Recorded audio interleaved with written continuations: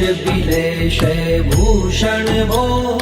साम्ब सदा शिव शम्भो शङ्कर शरणं मे तव चरणयुगम् उमया दिव्य सुमङ्गल विग्रहया लिङ्गित वामाङ्ग विभो साम्ब सदा शिव शम्भो शङ्कर शरणं मे तव चरणयुगम् दूरीकुरु मामद्यमनाथं दूरीकुरु मे दुरितं भो साम्ब सदा शिव शम्भो शङ्कर शरणं मे तव चरणयुगम् ऋषिवर मानस हंस चराचर जनन स्थिति लय कारण भो शाम्ब सदा शिव शम्भो शङ्कर शरणं मे तव चरणयुगम् अन्तःकरण विशुद्धिं भक्तिं च त्वयि सतिं प्रदेहि विभो साम्ब सदा शिव शम्भो शङ्कर शरणं मे तव चरणयुगम्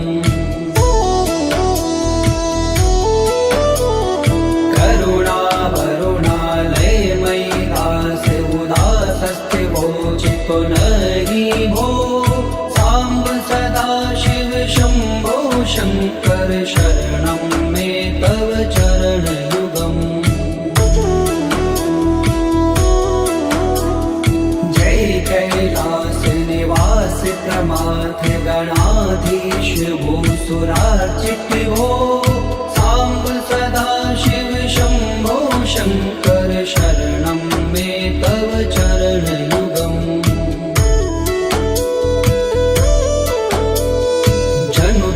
झंकिनु जनु तक किट तक शब्देर्नटसि महानट भो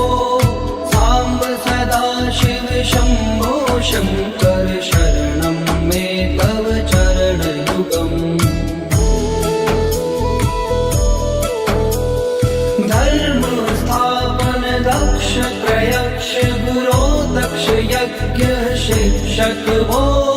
शाम्ब सदा शिव शम्भो शङ्कर शरणं मे तव चरणयुगम् बलमारोग्यं चायुस्त्वद्गुणरुचितं चिरं प्रदेहि विभो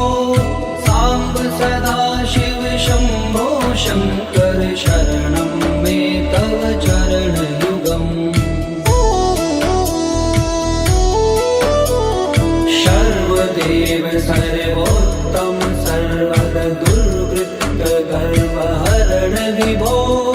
साम्ब सदा शिव शम्भो शङ्कर शरणं मे तव चरणयुगम् भगवन भर्ग भयापह भूतिपते भूतिभूषिताङ्ग विभो साम्ब सदा शिव शम्भो शङ्कर शरणं मे तव चरणयुगम् षड्कुषडूर्वे षड्विकार हर सन्मुख षण्मुख जनक विभो साम्ब सदा शिव शम्भो शङ्कर शरणं मे तव चरणयुगम् सत्यं ज्ञानमनन्तं ब्रह्मेते लक्षणलक्षित भो साम्ब सदा शिव शम्भो शङ्कर शरणं मे तव चरणयुगम् हा हा हो मुख सुर गायक गीता पदान पद्य विभो साम्ब सदा शिव शम्भो शङ्कर शरणं मे तव चरणयुगम्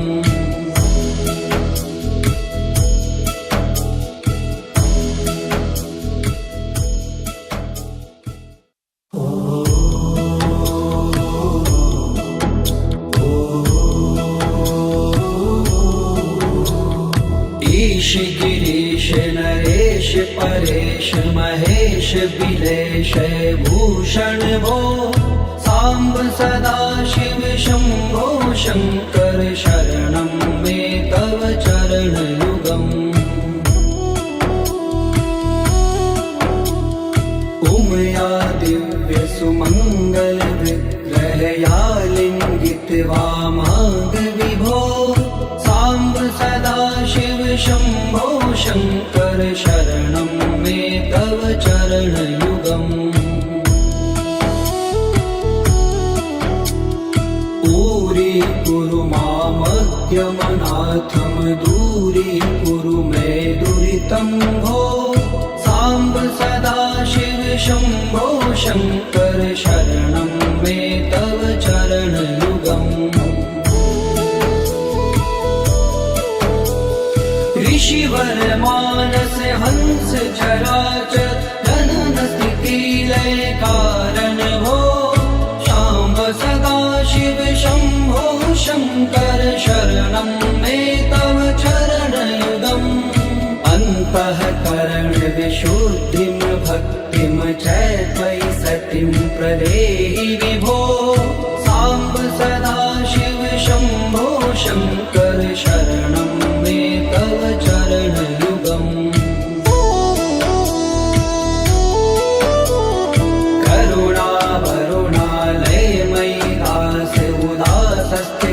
चितो नहि भो साम्ब सदा शिव शम्भो शङ्कर शरणं मे तव चरणयुगम् जय कैलास निवास प्रमाथ गणाधीश भूसुरार्चित भो साम्ब सदा शिव शम्भो शङ्कर शरणं मे तव चरणयुगम्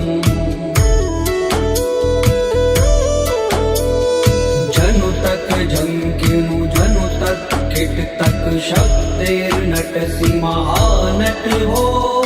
साम्ब सदा शिव शम्भो शङ्कर शरणं मे तव चरणयुगम् धर्म स्थापन दक्ष प्रयक्ष गुरो दक्ष यज्ञ शिक्षक हो शाम्ब सदा शिव शम्भो शङ्कर शरणं मे तव चरणयुगम् बलमारोग्यं चायुस्त्वद्गुणरुचितं चिरं प्रदेहि विभो साम्ब सदा शिव शम्भो शङ्कर शरणं मे तव चरणयुगम् सर्वदेव सर्वोत्तम सर्वद दुर्वृत्त गर्वहरण विभो साम्ब सदा शिव शम्भो शङ्कर शरणं मे तव चरणयुगम् भगवन भर्ग भयापह भूतिपते भूतिभूषिताङ्ग विभो साम्ब सदा शिव शम्भो शङ्कर शरणं मे तव चरणयुगम् षड्कुषडूर्वे षड्विकार हर सन्मुख षण्मुख जनक विभो साम्ब सदा शिव शम्भो शङ्कर शरणं मे तव चरणयुगम् सत्यं ज्ञानमनन्तं ब्रह्मेते लक्षणलक्षित भो शाम्ब सदा शिव शम्भो शङ्कर शरणं मे तव चरणयुगम् हा हा हो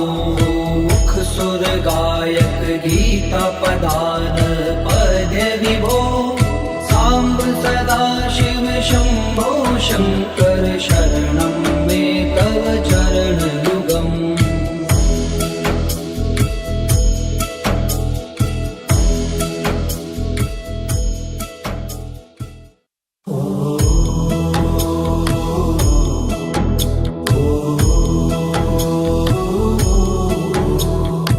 ईश गिरीश नरेश परेश महेश बिलेश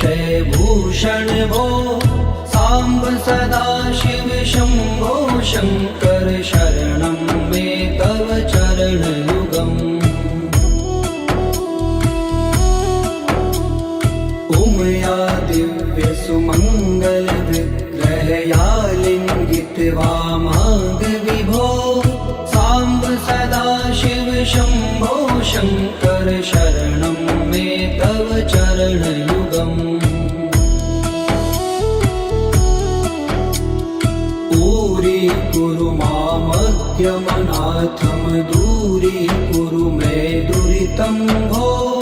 सांब सदा शिव शंभो शंकर शरणं मे तव चरणयुगम् ऋषिवर मानस हंस चराचर जनन स्थिति लय कारण भो सांब सदा शिव शंभो शंकर शरणं मे तव चरणयुगम् अन्तःकरण विशुद्धिं भक्तिं च त्वयि सतिं प्रदेहि विभो सांब सदा शिव शंभो शंकर शरणं मे तव चरणयुगम्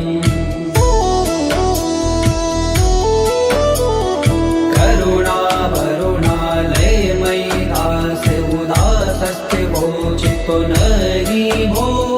सांब सदा शिव शंभो शंकर शरणं मे तव चरणयुगम् जय कैलास निवास प्रमाथ गणाधीश भूसुरार्चित भो सांब सदा शिव शंभो शंकर शरणं मे तव चरणयुगम्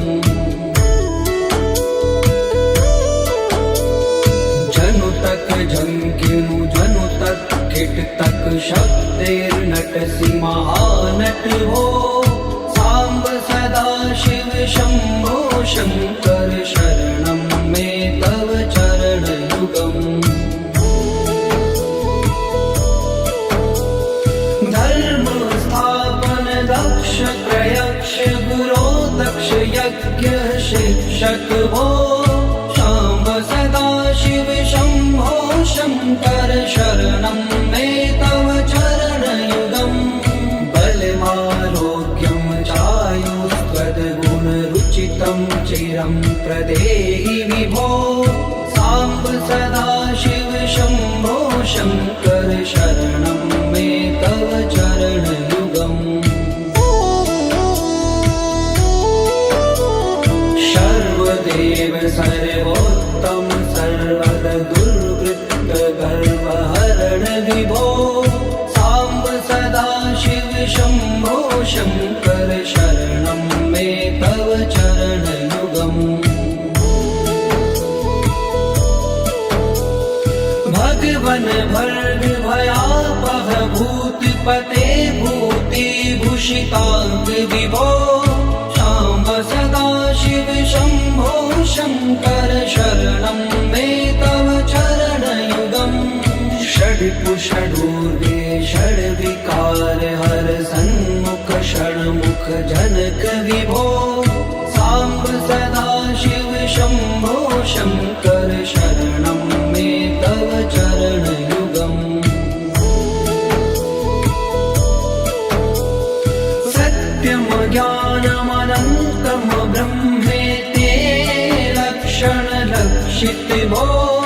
सांब सदा शिव शंभो शंकर शरणं मे तव चरणयुगम्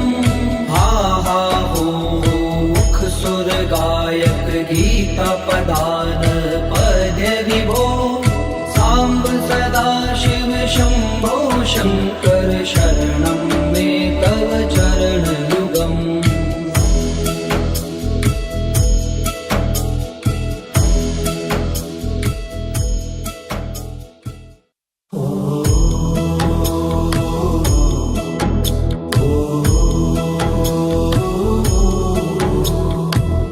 गिरीश नरेश परेश महेश बिलेश भूषण भो सांब सदा शिव शंभो शंकर शरणं मे तव चरणयुगम् उमया दिव्य सुमंगल विग्रहया लिंगित वामांग विभो सांब सदा शिव शंभो शंकर शरणं मे तव चरणयुगम्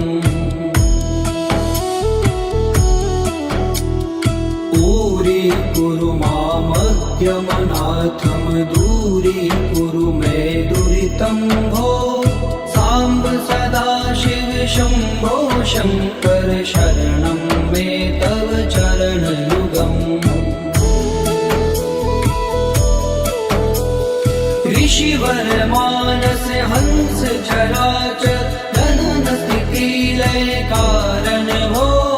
सांब सदा शिव शंभो शंकर शरणं मे तव चरणयुगम् अन्तःकरण विशुद्धिं भक्तिं च त्वयि सतिं प्रदेहि विभो सांब सदा शिव शंभो शंकर शरणं मे तव चरणयुगम्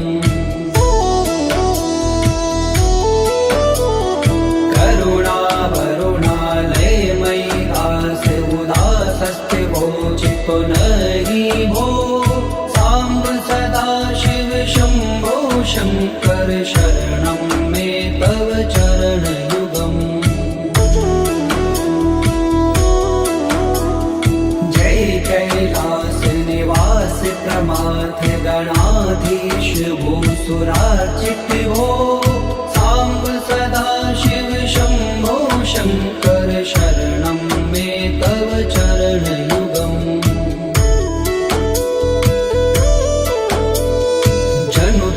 झंकिनु जनु तक किट तक शब्दैर्नटसि महानट भो सांब सदा शिव शंभो शंकर शरणं मे तव चरणयुगम् धर्म स्थापन दक्ष प्रयक्ष गुरो दक्ष यज्ञ शिक्षक भो सांब सदा शिव शंभो शंकर शरणं मे तव चरणयुगम् बलमारोग्यं चायुस्त्वद्गुणरुचितं चिरं प्रदेहि विभो सांब सदा शिव शंभो शंकर शरणं मे तव चरणयुगम् सर्वदेव सर्वोत्तम सर्वद दुर्वृत्त गर्वहरण विभो सांब सदा शिव शंभो शंकर शरणं मे तव चरणयुगम् भगवन भर्ग भयापह भूतिपते भूतिभूषितांग विभो सांब सदा शिव शंभो शंकर शरणं मे तव चरणयुगम् षड्कुषडूर्वे षड्विकार हर सन्मुख षण्मुख जनक विभो सांब सदा शिव शंभो शंकर शरणं मे तव चरणयुगम्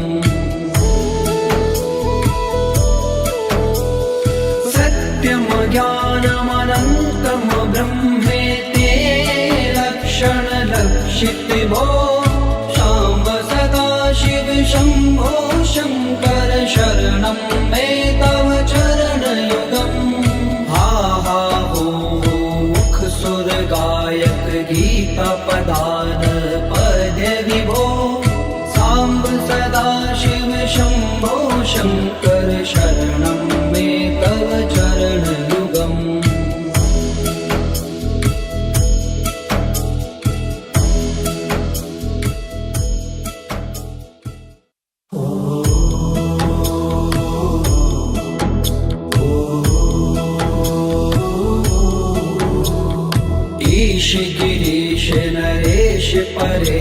महेश बिलेश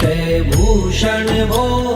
सांब सदा शिव शंभो शंकर शरणं मे तव चरण युगम् उमया दिव्य सुमंगल विग्रहया लिंगित वामांग विभो सांब सदा शिव शंभो शंकर शरणं मे तव चरण युगम्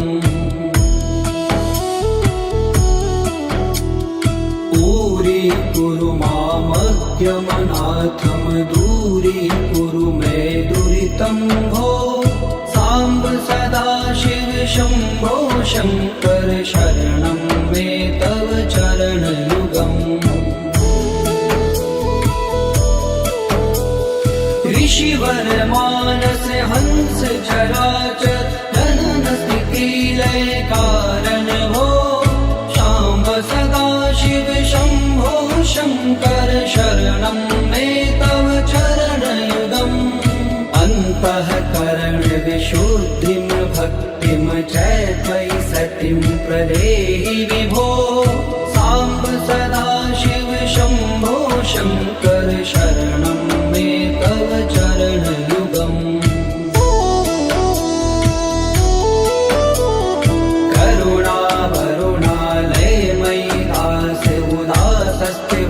चितो नहि भो सांब सदा शिव शंभो शंकर शरणं मे तव चरण युगम् जय कैलास निवास प्रमाथ गणाधीश भूसुरार्चित भो सांब सदा शिव शंभो शंकर शरणं मे तव चरण युगम् जनु तक झंकिनु जनु तक किट तक शब्देर्नटसि महानट हो सांब सदा शिव शंभो शंकर शरणं मे तव चरण युगम् धर्म स्थापन दक्ष प्रयक्ष गुरो दक्ष यज्ञ शिक्षक भो सांब सदा शिव शंभो शंकर शरणं मे तव चरण युगम् बलमारोग्यं चायुष्पदगुण रुचितं चिरं प्रदेहि विभो सांब सदा शिव शंभो शंकर शरणं मे तव चरण युगम् सर्वदेव सर्वोत्तम सर्वद दुर्वृत्त गर्वहरण विभो सांब सदा शिव शंभो शंकर शरणं मे तव चरण युगम् भगवन भर्ग भयापह भूतिपते भूति भूषितांग विभो सांब सदा शिव शंभो शंकर शरणं मे तव चरण युगम् षड्पुषडूर्वे षड्विकार हर सन्मुख षण्मुख जनक विभो सांब सदा शिव शंभो शंकर शरणं मे तव चरण युगम् सत्यम ज्ञानमनन्तम ब्रह्मेते लक्षण लक्षित